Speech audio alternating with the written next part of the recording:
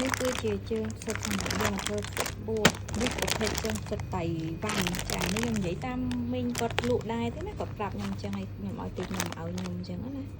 ហើយថ្លៃនេះเพลงសម្រាប់យកមកធ្វើเพลงផ្សិត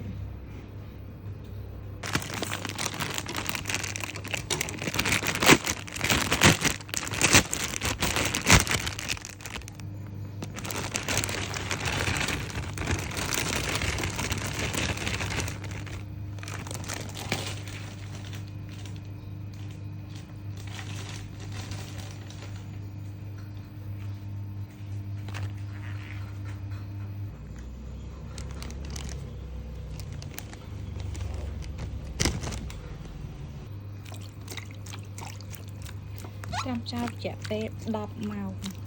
និយាយត្រឹមមួយថ្ងៃមួយល្ងាចរបស់ស្អែកផឹកហ្មង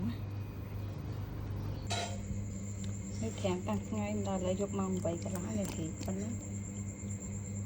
នៅសម្អាតទៀត